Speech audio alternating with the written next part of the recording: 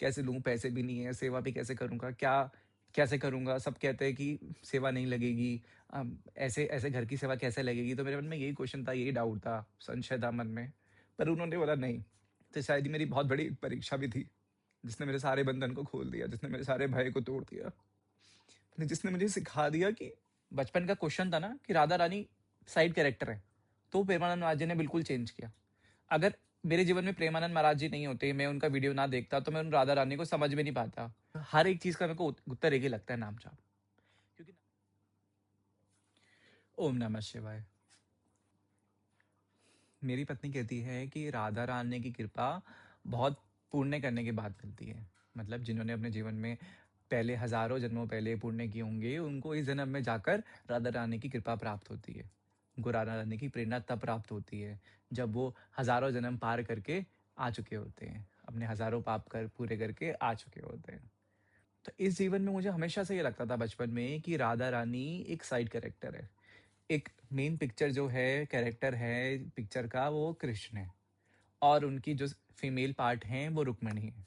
तो हमेशा से मुझे मन में एक होता था कि राधा रानी को इतना ज़्यादा लोग क्यों करते हैं, क्यों उनको मानते हैं, जबकि रुक्मिणी को करना चाहिए था, उनकी बात होनी चाहिए थी, तो राधा कृष्ण का क्यों इतना ज़्यादा नाम आता है। तो ये सब आज की बातें नहीं है, ये तब की बातें हैं जब मुझे इन सब चीज़ों का ज्ञान नहीं था, तो मैं छोटा था। उस समय इंटरनेट भी इतना ज़्यादा नहीं था, स्पिरिचुअली इंटरनेट इतना ज़्यादा ग्रो नहीं करा हो था कि जो हम कहीं पॉडकास्ट सुनते ही समझते इन बातों को। तो मेरे मन में हमेशा से ना एक क्वेश्चन आता था कि क्यों राधा रानी को उनके साथ जोड़ा जा रहा है, क्यों उनको रुक्मणी जी को उनसे दूर किया जा रहा है। तो एक मन में अजीब सा क्वेश्चन ये घूमता था मेरे मन में जब मैं छोटा था। इसका उत्तर मैंने, ये प्रश्न तो पहली बात है मैंने किसी से पूछा ही नहीं, किसी के आगे व्यक्ति नहीं किया। ये विचार बस मेरे अंदर घूमते गए घूमते गए घूमते गए, क्योंकि मेरे आसपास कोई लोग थे ही नहीं। कहते हैं ना कि एक घर में कोई व्यक्ति आध्यात्म से जुड़ा होना चाहिए। तो अगर कोई एक व्यक्ति आध्यात्म से जुड़ा होता हमारे घर में, तो शायद मैं उनसे ये उत्तर पा लेता। परंतु दूर दूर तक, मेरे दूर दूर तक कोई ऐसा व्यक्ति नहीं था। हाँ, हमारे गढ़वाल में लोगों पे माता आती हैं, छल छलावे होते हैं, बहुत सारी चीजें होती है, बहुत सारी ऊर्जा है, परंतु ऐसे गहरे उत्तर पाना मेरे लिए बहुत ही मुश्किल था बचपन में। पर आज जब मैं इस स्थिति में आया हूँ, तो शायद वो राधा रानी की कृपा ही है। वो शायद राधा रानी की प्रेरणा ही थी जो आज मैं इन उत्तरों को जान सका हूँ, और आज मैं उत्तर आपके साथ शेयर करने वाला हूँ। तो हमेशा से मेरी पत्नी कहती थी कि एक बार तू राधा रानी की सेवा कर, तू एक बार राधा रानी की सेवा कर, तेरा जीवन पलट जाएगा। मैं पहले से ही शक्ति को मानता था, माँ काली को मानता था। मेरे लिए माता का स्वरूप थी, फिर शक्ति का स्वरूप बनी, फिर मैंने शक्ति को समझा। पर मेरे पत्नी का हमेशा एक बार कहना था कि तू एक बार राधा रानी की सेवा करके तो देख, फिर देख तेरा जीवन क्या होता है। तो सबसे पहले शुरुआत होती है प्रेमानंद महाराज जी से, क्योंकि यूट्यूब में उनका इतना ज़्यादा सुनकर राधा रानी के बारे में कि राधा रानी क्या है, कैसी हैं, जीवन की उनकी प्रेरणा ही राधा रानी है, उनकी श्वास में राधा रानी बसी हैं। तो मैं भी जानना चाहता था कि यार एक व्यक्ति, एक साधु, एक संत, क्योंकि मैं हमेशा से सन्यासी लोगों की बातें सुनता हूँ, उनकी बातों को फॉलो करना चाहता हूँ। पर ये राधा रानी जो थी मेरे लिए बिल्कुल एक नया ही शक्ति थी, एक नया ही स्वरूप था, क्योंकि मैंने आज से पहले शायद इनको जाना नहीं था। पूर्व जन्म में जाना होगा, परंतु इस जन्म में नहीं जाना था। तो जब मैं प्रेमानंद महाराज जी की बातें सुनता था, तो मुझे ज़्यादा क्यूरियोसिटी होती थी कि क्या है, कैसा है, मेरे को एक बार उनको देखना है, मेरे को एक बार उनको जानना है कि कैसी हैं। तो मेरे मन का जो एक बचपन का क्वेश्चन था ना कि राधा रानी साइड कैरेक्टर है, तो प्रेमानंद महाराज जी ने बिल्कुल चेंज किया। अगर मेरे जीवन में प्रेमानंद महाराज जी नहीं होते, मैं उनका वीडियो ना देखता, तो मैं उन राधा रानी को समझ में नहीं पाता। जो स्टेप है आगे बढ़ने का, वो मेरे प्रेमानंद महाराज जी थे। फिर उसके बाद हमारे घर में होता है जन्माष्टमी का फंक्शन। तो मेरी वाइफ को बहुत ज़्यादा है कि हमारे घर में कुछ ना कुछ ऐसा आध्यात्मिक फंक्शन होता रहे, तो उसने सबसे मिलकर, सबसे बातें कर कर एक छोटा सा अरेंजमेंट किया कि जन्माष्टमी में एक छोटा सा हम झांकी करें, जिसमें हम कृष्ण जन्म को दिखाएं और कृष्ण के चित्र को दिखाएं। बहुत ही बेसिक, मतलब गांव के मतलब बच्चे मिलकर सब ने किया।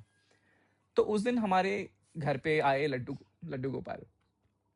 तो जो हमारे घर में लड्डू गोपाल आए, तो फिर मेरे को बड़ा हुआ यार, ये लड्डू गोपाल क्या करते रहते हैं सब। मतलब मेरे को पता ही नहीं था, कभी मैंने उनकी सेवा कही नहीं थी उससे पहले। तो ये बहुत पुरानी बात नहीं है, कुछ इसी साल की बात है। तो जब हमारे घर में लड्डू गोपाल आ गए, तो जब उनकी सेवा का अवसर मुझे प्राप्त हुआ, तो यार मैं बड़ा, मतलब एक मन में अलग ही खुशी, एक अलग ही प्रसन्नता हुई, क्योंकि वो डिमांडिंग थे। लड्डू गोपाल ऐसे नहीं थे कि मेरे को लगा था कि मतलब जैसे मेरी माता हैं, शक्ति हैं के स्वरूप है, तो हम उनको जो भोग लगाते हैं, तो वो भोग अर्पण करती हैं। हम जिस प्रकार से मतलब सेवा करते हैं, वो सेवा ग्रहण करती हैं। पर लड्डू गोपाल बिल्कुल विपरीत। आज उनको खाने में ये चाहिए, कल उनको खाने में वो चाहिए, समोसा भी चाहिए, कचौड़ी भी चाहिए। बाहर का खाना खिला नहीं सकते, अब समोसे बनाओ, अब कचौड़ी बनाओ, अब उनके लिए पापड़ करो। यार ये तो मैं तो दिमाग ही मेरा घूम गया।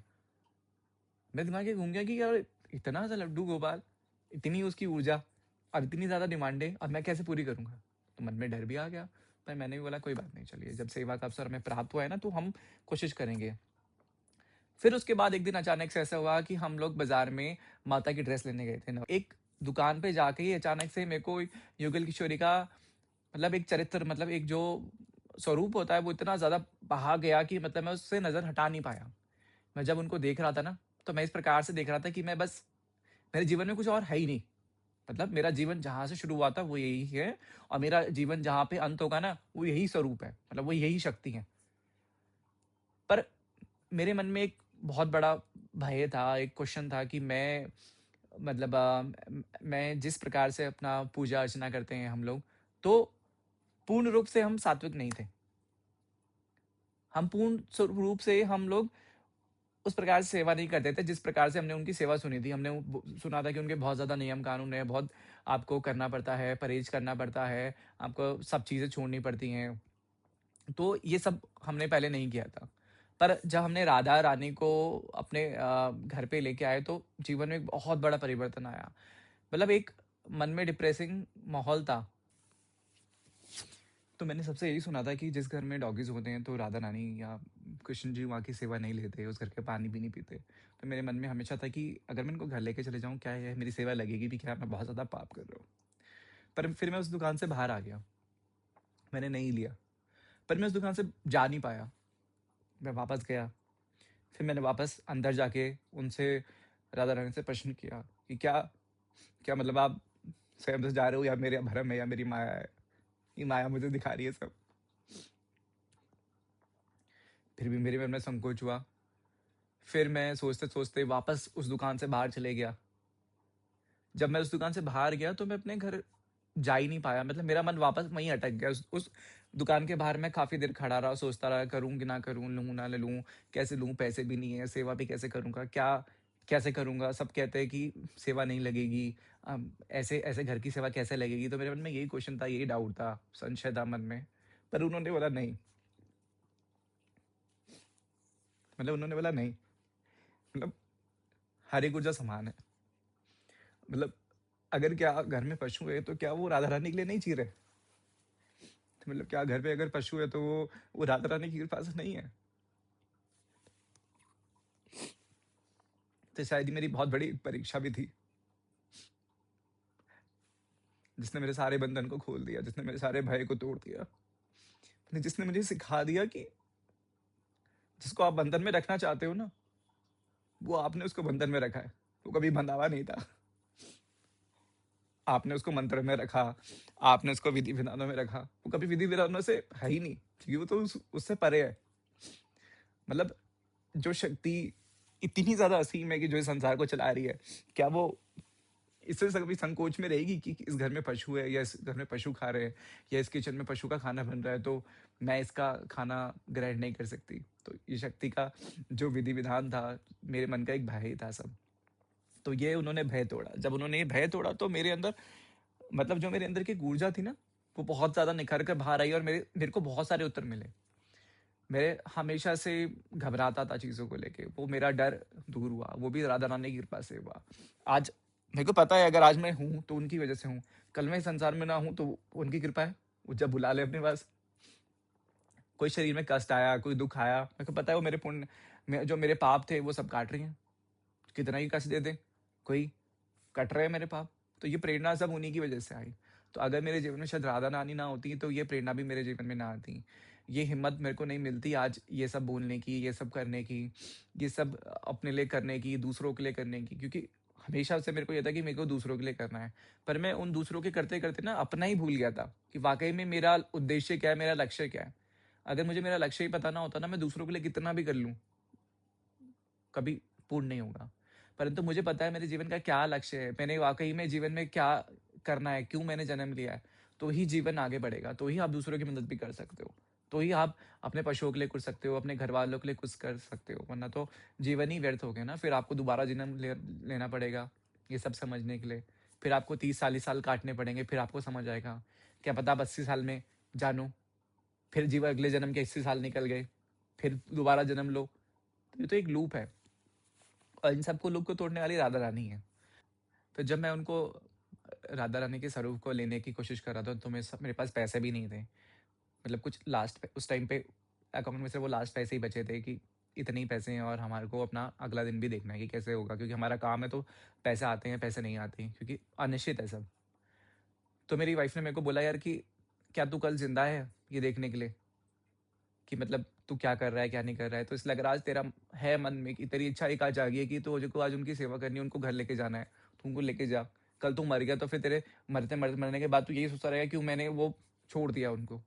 क्यों मैंने उस टाइम वो नहीं किया? किया होता तो मेरा आज जीवन बदल जाता। तो ये मेरे को उस टाइम मेरी वाइफ ने ये बात सिखाई। तो मैंने उनको ले लिया, पर जब मैं लिया तो मेरे को यही थी कि मैं सेवा कैसे करूँगा, क्योंकि हम लोग तो सुबह नाश्ता भी नहीं करते थे, हम लोग दिन में भी खाना नहीं खाते थे। हम जब काम करते तो हम सीधे रात को खाना खाते थे या शाम को एक बार खाना खा लिया तो हो गया, क्योंकि काम में इतने ज़्यादा व्यस्त हो जाते थे। घर में डॉगीज़ हैं, अपने घर वालों का भी देखना है, अपना काम भी देखना है और अपना भी देखना है कि हमने आगे जीवन में क्या करना है। तो इन सब के बीच तो हम अपने को भूल ही जाते थे कि हमने अपना भोजन भी करना है। तो मैंने ये सोचा, हम अपने को ही नहीं खिला पा रहे हैं तो उनको कैसे भोजन कराएँगे? हम तो बासी-दिबासी एक बार 3 दिन पुराना भी खा लेते हैं तो कोई फ़र्क नहीं पड़ता, पर उनके लिए तो हमने रोज़ भोजन बनाना है। तो ये सब मेरे मन में क्वेश्चन थे कि मैं कैसे करूँगा, कि सेवा कैसे करूँगा उनकी? क्योंकि पशु भी हैं हमारे, उनका भी भोजन है और हमारे घर में फिशेज़ भी हैं, मछलियाँ भी हैं, सब एक साथ ही हैं, एक ही कमरे के आस-पास ही घूम रहे हैं सब। तो कैसे होगा ये सब? तो उन्होंने मुझे एक बहुत अच्छी प्रेरणा दी ये सब करने की, हिम्मत दी ये सब करने की। फिर जब हम राधा रानी को अपने घर पे लेके आ गए, तो जिस दिन हम उनको लेके आए तो उस दिन राधा अष्टमी थी, तो हम एक मंदिर में जा रखे थे। तो हमारा ये था कि हम रात को उस मंदिर में जाके, यहीं पौंदा में एक मंदिर है राधा कृष्ण का, तो वहाँ जाकर हम लोग रात भर भजन कीर्तन करेंगे, उनका श्रृंगार करेंगे सुबह 4 बजे और फिर हम अपने घर आएँगे। तो उस दिन हम राधाष्टमी वाले दिन हम लोग पूरा रात भर उठे रहे। हमने भजन कीर्तन किया वहाँ पे, उनका नाम जाप किया राधा रानी का वहाँ पे। उससे पहले मैं शायद नाम जाप भी नहीं करता था राधा रानी का, और मैं जो माता का नाम जाप है, मैं उसी को करता था। पर जब मैंने वो नाम जाप किया तो अलग एक ऊर्जा महसूस हुई, एक अलग ही खुशी मन में आई। फिर उसके बाद जब हम उनको अपने घर पे लेके आ गए, तो अब सबसे बड़ी दिक्कत ये आ गई कि यार हमारा मंदिर तो बहुत छोटा था। हमारा मंदिर इतना छोटा था कि वहाँ पे स्वरूप नहीं आ पाया। तो अब हम ये सोचते रहे कि क्या करें, क्या करें? तो फिर जो मेरी बहन है वो भी राधा रमन जी की सेवा करती है, उन्हीं का नाम जाप करती है। तो फिर कुछ दिनों के लिए मैंने उस उस राधा रानी के स्वरूप को उसके पास दे दिया कि कुछ दिन तू सेवा कर ले, जिस दिन यहाँ पे मेरा इंतज़ाम हो जाएगा, जहाँ पे मैं अपने मंदिर को थोड़ा-सा बड़ा कर लूँगा या जगह बना लूँगा, तब मैं लेके आ जाऊँगा।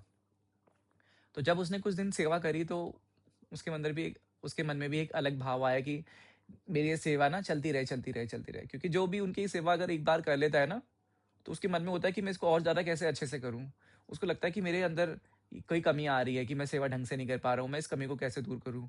तो वही आपके विकारों को दूर करने का कारण भी बन जाती है। मतलब एक प्रेरणा बन जाती है कि अपने विकारों को भी आपने इसके साथ-साथ, सेवा के साथ-साथ दूर करते रहना है। तो उसके मन में भी आ गया उनकी सेवा करने के बाद कि मेरे को भी अपने घर में लड्डू गोपाल लेके आने हैं, उनकी सेवा करनी है, और हमने भी साथ में बोला कि तुम्हें भी, अब जब तुमने इनकी सेवा कर ली तो लड्डू गोपाल की भी सेवा करो, क्योंकि हमारे घर तो लड्डू गोपाल जो थे वो भी सबके घर जा चुके हैं मोहल्ले में। क्योंकि जन्माष्टमी वाले दिन जब हम उनको लेके आए थे तो उसके 6 दिन तक वो 6 घरों में डोलते रहे, 6 घरों का भोग खाते रहे, अलग अलग व्यंजन। लोग उनके लिए बड़े ही चाव से कपड़े लेके आते और उनके लिए सिंहासन लेके आते, उनके वस्त्र लेके आते, उनके लिए पगड़ी लेके आते और उनका श्रृंगार करते। सबके मन में एक भाव थे ना, बहुत ज़्यादा चेंज होने लगे। तो ये मेरे जीवन में पहली बार मैंने देखा कि किसी के भाव इतनी जल्दी कैसे चेंज हो सकते हैं। तो वो सब उन्हीं की कृपा थी। फिर उसके बाद जब हमारे घर में एडजस्टमेंट हो गया तो मैं उनको अपने घर लेके आया। उस स्वरूप को उनकी हमने पूजा करी, उनका हमने स्थान दिया हमने उनको। और आज जब हम यहाँ पर हैं और जब हम उस दिन को देखते हैं, तो जीवन में बहुत कम समय में बहुत ज़्यादा बदलाव दिखते हैं। जो कि मैंने कभी सोचा नहीं था कि मेरे जीवन में इतने बड़े बदलाव आ भी सकते हैं इतने कम समय में। ये समय लगभग सिर्फ 3 महीने का समय है, उससे ज़्यादा नहीं है। फिर इन सब के बीच हमारे साथ एक अलग चीज़ ऐसी हुई कि मन में काफ़ी समय से प्रेरणा थी कि हमें वृंदावन जाना है, वृंदावन जाना है। तो मेरी वाइफ़ ने एक नया काम भी शुरू किया था कि वो पोशाक, मतलब जब हमारे युगल किशोरी जी आ गए, लड्डू गोपाल आ गए, तो उनके लिए कपड़े कहाँ से करें? बाज़ार में जो कपड़े मिलते थे, तो मेरी वाइफ़ को बिल्कुल पसंद नहीं आते थे। उसको होता ही नहीं था कि मैं ये कपड़े उनको पहनाऊँ, कि कैसे बने होंगे, किस ऊर्जा के साथ बने होंगे, किसने बनाए होंगे। तो उसके मन में हमेशा एक ये संकोच रहता था कि यार मैं उनको गलत चीज़ नहीं पहना सकती। मतलब उनको मैं एक ऐसा कपड़ा पहनाऊँ जो बहुत ही ज़्यादा सॉफ्ट होगा। तो उसके लिए उसने क्या किया, एक नया ही बिज़नेस काम शुरू कर दिया। उसने बोला यार काम हो ना हो, मैं शुरू कर लेती हूँ। मतलब उनको पहना के एक बार करूँगी कि कैसे अच्छे कपड़ा हो, मैं उनके लिए लेके आऊँ, सिलाऊँ और उनको पहनाऊँ। तो उसने वो काम भी शुरू कर लिया। फिर उसके बाद क्या हुआ, उसके कुछ दिन बाद, 3 दिन बाद, 4 दिन बाद अचानक से मन में हुआ कि हमें वृंदावन जाना है। तो फिर सबका प्लान हो गया वृंदावन जाने का, जबकि जा कोई और रहा था, उनके पीछे-पीछे फिर हम भी चले गए। उन्होंने कैंसल कर दिया क्योंकि वहाँ पे बहुत ज़्यादा पानी हो रहा था, तो वो जा नहीं पाए। फिर हमने बोला यार अब तो मन में आ गया कि जाना है तो जाना ही है। और अब हम जा रहे हैं तो राधा रमन जी की ड्रेस भी लेके जानी है। क्यों? क्योंकि वो था कि जब घर पे जब युगल किशोर की ड्रेस बन रही है, तो मेरी वाइफ़ को था कि राधा रमन जी के लिए भी भिजवानी है ड्रेस। मेरी बहन थी, वो पहले से उनको काफ़ी ज़्यादा मानती थी, उनकी सेवा करती थी, उनके नाम जाप करती थी। उसको था यार कि मैं भी जाऊँगी यार, हम भी ड्रेस लेके जाएँगे। तो बड़ी एक वो प्रसन्नता थी मन में ना, एकदम जोश के साथ। रात-रात भर काम करके, रात भर उनकी ड्रेस सिल के, अलग-अलग ड्रेस, एक भी नहीं, अलग-अलग 3-3 4-4 ड्रेस उनके लिए लेके गए। और सबको था कि हम जाके उनको ड्रेस देंगे, उनको जाके पहनाएँगे। अब पहने ना पहने उनकी मर्ज़ी। क्योंकि आपको पता है जो राधा रमन है, मतलब वो तो बहुत नटखट है। मतलब वो ऐसे नटखट है कि जब तक उनके मन में है, तो वो होगा, नहीं है तो नहीं होगा। जिस दिन हो गया, तो बस संसार में कोई शक्ति उसको रोक नहीं सकती। राधा रमन जी तो इस प्रकार से हैं। और राधा रमन जी इतने प्यारे हैं ना, मतलब कि कितना भी कठोर व्यक्ति हो ना, वो उनके सामने झुक जाएगा। उनका स्वरूप इस प्रकार से है, वो शक्ति मतलब राधा रमन की इस प्रकार से है। कठोरता जितने भी ज़्यादा आपके मन में होगी ना, आप बिल्कुल अपना सर उनके आगे झुका लेंगे, क्योंकि इतने ज़्यादा वो प्यारे हैं। मतलब वो एक बच्चे की तरह है, और एक मतलब बच्चे की तरह भी हैं, और एक इतनी पावरफुल ऊर्जा भी है ना, कि अगर आप उनके पास भी रहो, कुछ क्षण के लिए भी उनके अगर आप उस स्थान पे रहो, तो बिल्कुल आपको परिवर्तन दे देती है वो। फिर जब हम वहाँ पे गए, तो हमने वहाँ पे ड्रेस दिया। फिर उसके बाद मैं वहाँ पे केली कुंज में गया, तो वो मेरे लिए काफ़ी ज़्यादा एक एक मोमेंट ऐसा था कि जो मेरे लिए, मतलब आज भी मैं आँखें अगर बंद करूँ या खोलूँ, तो वो एक दृश्य हमेशा मेरे आगे रहता है। कि जब मैं केली कुंज गया, तो मैंने एक अलग ही अनुभव किया। मैंने एक अलग ही अनुभव किया, जो कि एक एक व्यक्ति जिसकी किडनियाँ नहीं है, मतलब जिसको समाज ने रिजेक्ट कर दिया, मतलब कि ये ज़िंदा नहीं रह सकता है। इतने साल तक वो ज़िंदा है, और ज़िंदा तो है, साथ में इतने सारे लोगों की प्रेरणा है जो राधा रानी तक लेके जा रहा है लोगों को। तो मेरा तो दिमाग वहीं घूम गया, मतलब मेरा दिमाग ये घूम गया कि एक ऐसा व्यक्ति जिसके पास कुछ नहीं था, जो मृत्यु के मुँह में खड़ा था, आज वो हज़ारों लोगों की हिम्मत बन के खड़ा है। किसकी वजह से? राधा रानी की वजह से। तो फिर मतलब मैं तो फिर कहीं स्टैंड ही नहीं करता ना। मेरी समस्या तो कहीं स्टैंड ही नहीं करती ना। मेरे दुःख और दर्द, तो मेरे को तकलीफ जितनी थी, मेरे मन में जो संकोच थे, वो तो कहीं स्टैंड ही नहीं करते ना। उनके आगे क्या मेरे दुःख, तकलीफ, दर्द कहीं स्टैंड ही नहीं करते। तो मैंने उस दिन सब कुछ छोड़ दिया। सब चीज़ों को त्याग दिया, मतलब तो बस डूब जाओ बस इसमें। मतलब ये ऐसा एक समंदर है कि इसमें डूब जाओ एक यार ना अगर, तो कोई भी ऊर्जा कितनी भी नेगेटिव हो, कभी आप पे हाथ नहीं डाल सकती। बस आपको डूबने की देरी है। तो मेरे जीवन में बस वही देरी हुई 30 साल की। मैं आज 30 साल का हूँ, तो वही देरी हुई डूबने में मुझे। पर अब ठीक है, जब उनकी कृपा है तब हमें।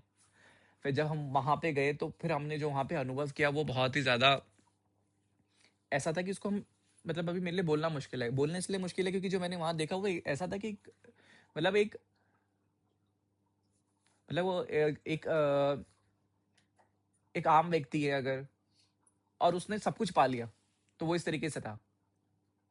मतलब संसार में जो कुछ है, मतलब वो सब उसके पास है। वो एक क्षण में ऐसा था कि मतलब हम एक ऐसे स्थान में बैठे हैं जहाँ जिनकी हम तलाश कर रहे हैं ना, मतलब जिस स्वरूप की, जिस शक्ति की हम तलाश कर रहे हैं, आज हम उस स्थान पे आ गए, पहुंच गए हम। मतलब हमें अगर राधा रानी से मिलना था, तो आज हम राधा रानी से मिल गए। तो वो क्षण मेरे लिए ऐसा था। अब जब हमने देखा, तो वहां मेरा मतलब मैंने कभी इमेजिनेशन नहीं किया था कि राधा रानी के जो जो स्वरूप होगा, मतलब जो विग्रह होता है वो अलग है और जो उनके जो जिस स्वरूप में दर्शन देती हैं वो बिल्कुल अलग है। तो जब उनके दर्शन होते हैं तो वो बिल्कुल ही अलग स्वरूप में होते हैं और वो समझना बड़ा मुश्किल था। क्योंकि कभी जीवन में ये अनुभव ही नहीं हुए थे पहले। बताने वाला भी कोई नहीं था कि राधा रानी कैसी हैं, क्या से दिखती हैं, क्योंकि अपने भी जो भी अनुभव हैं वो गुप्त रखने चाहिए हमेशा, नहीं बताने चाहिए किसी को। पर आज हम तो थोड़ा बहुत बता रहे हैं, वो भी सिर्फ उन्हीं की प्रेरणा की वजह से बता रहे हैं। अगर उनकी प्रेरणा ना होती तो ना बताते फिर हम, क्योंकि ये भी जो बोली है वो आज उनकी बोली है, जो कान है जो सुनाए सुनने वाले के हैं वो भी उन्हीं के हैं। तो वहां पे मेरे को एक चीज समझ आ गई कि जो मेरे जीवन का उद्देश्य है वो क्या है और मैंने क्या करना है और किसके लिए करना है। मतलब मैं आज जो ये बैठा हूँ एक शक्ति के प्रचार के लिए ही बैठा हूँ। ये बताने के लिए ही बैठा हूँ कि जिस प्रकार से मेरे मन में भय था, भेदभाव था, मतलब ये था कि मैं कैसे करेंगे, कैसे नहीं करेंगे, संशय था ना, तो वो शक्ति की कृपा से ही आज दूर हो पाया। तो यही बताने के लिए आज मैं यहाँ बैठा हूँ कि अगर आप उन पे पूर्ण विश्वास करते हैं ना, तो आपके जीवन में वाक़ई में परिवर्तन होंगे। आपके जीवन में जो सुख और शांति की आप कल्पना करते हो ना अपने जीवन में कि एक एक जीवन ऐसा होना चाहिए जहाँ सुख हो, शांति हो, समृद्धि हो, वैभव हो, लाभ हो, तो वो जीवन सिर्फ़ वही प्रदान कर सकती हैं आपको। इसीलिए अब जो मेरा उद्देश्य मुझे लगता है वो यही है कि मैं उस शक्ति का प्रचार करूँ। उसको एक हर घर तक लेके जाऊँ, क्योंकि जो बचपन में मेरी एक कमी रह गई थी ना कि मैं नहीं जानता था। इसलिए कहते हैं कि हर एक घर में एक व्यक्ति अध्यात्म से जुड़ा होना चाहिए, ताकि वो 10 लोगों का और भला कर सके। क्योंकि इस कलयुग में हमें ऐसे घर की आवश्यकता है जहाँ पे आज भी हर एक शक्ति को समान रूप से माना जाए। आज भी हमें आवश्यकता है जहाँ पे राधा रानी और जो काली का स्वरूप है और जो भैरव का स्वरूप है, शंकर, कृष्ण, उन सबको समान रूप में देखा जाए। तो पहले मेरे मन में यही भेदभाव था कि मैं कैसे करूँगा, कैसे करूँगा? आज वो भेदभाव नहीं है, आज वो सब मेरे लिए एक है। एक शक्ति है, एक ऊर्जा है और जो प्रेरणा है मेरे लिए वही काली की प्रेरणा है और वही राधा की प्रेरणा है। इन सब के बीच जब हम उनका श्रृंगार करते थे राधा रानी का, तो श्रृंगार आज तक हमने कभी श्रृंगार नहीं किया था। हम माता को नवरात्रे में और बीच मतलब जब भी लगता था हमें, तो हम हफ्ते में या 2 हफ्ते में माता रानी की ड्रेस, नई-नई ड्रेस उनको पहनाते थे। पर जब हमने राधा रानी का श्रृंगार किया ना, तो उसको वो माता को ड्रेस पहनाने से बिल्कुल ही विपरीत था। क्यों विपरीत था? क्योंकि जब वो तैयार होती मतलब जब हम उनको तैयार करते थे तो ऐसा लगता था कि वही आके कान में बता रही हैं कि अब ये करना है, ये कलर पहनना है, ये ज्वेलरी पहननी है, ये ज्वेलरी नहीं पहननी है, ठीक है? जो कृष्ण जी हैं, वो हमेशा कॉम्पिटिशन में राधा रानी के हैं। तैयार करने में अगर राधा रानी को 1 घंटा लगेगा, तो कृष्ण जी को 1.5 घंटा लगेगा। क्यों? क्योंकि उनको हमेशा सुंदर दिखना है। मतलब दिखना है कि मैं राधा रानी से हूँ मतलब। क्यों? क्योंकि जैसे हमारी प्रेरणा राधा रानी है ना, तो कृष्ण की प्रेरणा भी राधा रानी है। आज राधा रानी की प्रेरणा ही कृष्ण है, अलग नहीं है। तो जब उनका श्रृंगार करते ना, तो हमारे मन में एक अलग ही भाव होते, मतलब एक अलग ही खुशी होती कि आज वो श्रृंगार कैसा हुआ, और बार-बार उनको देखते रहते, निहारते रहते, सुंदरता।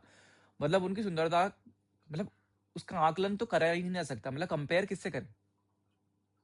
क्योंकि राधा अलग है और वो मतलब जो सुंदरता में जो उनके भाव है ना, बिल्कुल ही अलग राधा रानी का, कृष्ण जी के अलग है। कंपैरिजन किसी का आपस में नहीं है। तो वो एक बड़ा ही विचित्र समय रहता है जब वो श्रृंगार का समय रहता है।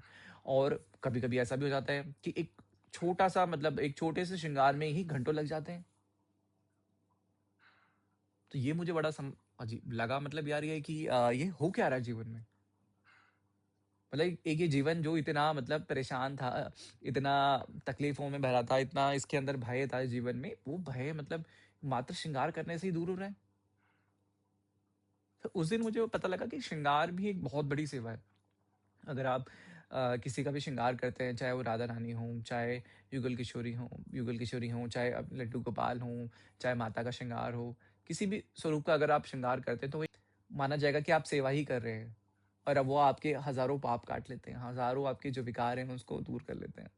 फिर श्रृंगार के बाद जब हम उनके लिए भोग बनाते, तो फिर मेरी वाइफ़ ने एक छोटा-सा भजन भी बताया कि ऐसा रुचि रुचि भोग लगाओ मेरे माधव, रुचि रुचि भोग लगाओ मेरी राधा, रुचि रुचि भोग लगाओ मेरी राधा, रुचि रुचि भोग लगाए हम राधा को, आज भोग में हमने ये है बनाया।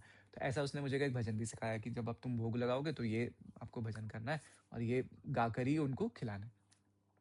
तो जब हम उनको मतलब भोजन बनाते हैं तो यार अलग ही अलग हर डे अलग खाना है। मतलब हर डे उनको कुछ ना कुछ नया व्यंजन चाहिए।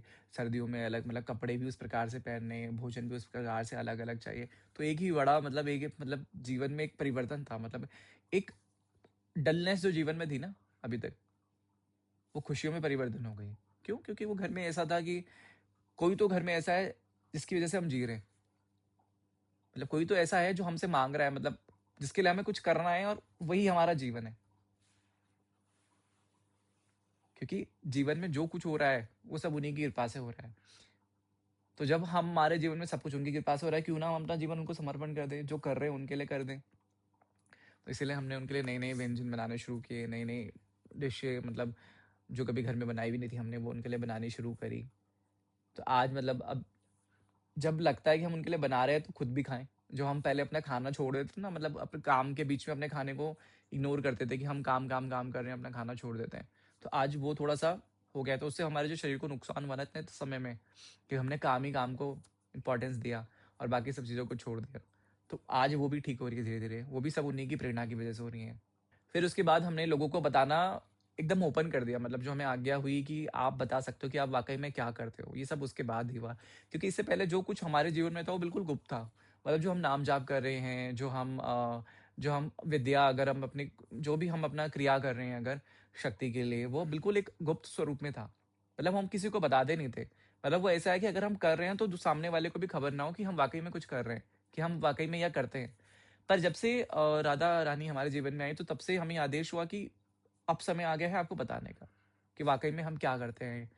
हम शक्ति की उपासना करते हैं, हम शक्ति की सेवा करते हैं। उसी की सेवा में हमने अपने जीवन को समर्पित किया है। जो हमारा ये जीवन है, ये हमने शक्ति की सेवा में ही अपने को समर्पित किया है। तो हमें जब ये बताने का आदेश हुआ, तो ही हमने सबको बताना शुरू किया कि हम एनर्जी से कैसे कनेक्ट करते हैं, एनर्जी क्या है, शक्ति का स्वरूप क्या है। ये सब राधा रानी के आने के बाद ही हुआ। उसके बाद हमारा जितने भी आस-पास लोगों का घर है, तो हमने सबको ये बताया कि आप लोग भी करें। आप लोग भी एक ख़ास बात ये भी हुई कि जब हमारे लड्डू गोपाल आ गए, तो और घरों में भी लड्डू गोपाल आ गए। तो मतलब ये मेरे को बड़ा एक अच्छा लगा कि यार मतलब हमारे साथ-साथ और लोगों को भी सेवा करने का मौका मिला। तो अब इसको मैं ऐसे ही एंड करूँगा कि जितना ज़्यादा आप नाम जाप करेंगे, जो मैंने प्रेमानंद महाराज जी से सीखा, तो जितनी भी बातें मैं उनका मतलब जो लोग क्वेश्चन जाके पूछते हैं ना उनसे, तो हर एक चीज़ का मेरे को उत्तर एक ही लगता है, नाम जाप। क्योंकि नाम जाप ही आपको हर एक चीज़ करने की प्रेरणा देता है। वही प्रेरणा देता है कि अब आपको ऐसा करना है, या आपके अंदर विकार आ रहा है, या आपको अब अगर आप कोई भी काम कर रहे हैं ना, अगर आप बिज़नेस भी कर रहे हैं, तो आपको अब ऐसा करना चाहिए ताकि आपको नुकसान ना हो, और ये सेवा आपको करनी चाहिए, जिससे कि सामने वाले को कुछ ज़रूरत हो, तो आपकी ज़रूरत भी पूरी कर दे। मतलब सामने वाले को अगर भूख लगी, तो आपके अंदर प्रेरणा स्वयं से होगी कि आज मैं इसको भोजन खिला दूँ।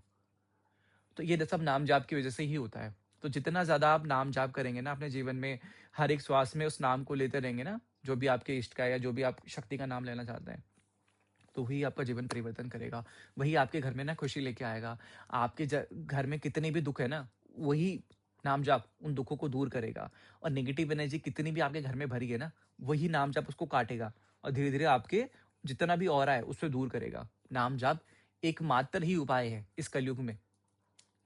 उस भगवत प्राप्ति का, उस मोक्ष प्राप्ति का नाम जाप एकमात्र उपाय है। अगर आप नाम जाप करते हैं, तो ही आपको मोक्ष है, तो ही आप भगवत प्राप्ति कर सकते हैं, तो ही आप अपने जीवन में सुख और शांति की कल्पना कर सकते हैं। अगर आप नाम जाप नहीं करते, तो आपका जीवन तो ऐसा है कि जैसे थाली का बैंगन है, कभी इधर, कभी उधर। मतलब प्रकाश तो है, पर ये नहीं पता दीपक कहाँ है। रोशनी तो हो रही है आपके जीवन में, पर पता नहीं हो रहा रोशनी हो कहाँ से रही है। तो आप अंधकार में ना जाएँ, इसलिए आपको नाम जाप ही करना चाहिए। जितना ज़्यादा करें, उतनी ज़्यादा कृपा है। श्री राधे। श्री राधे।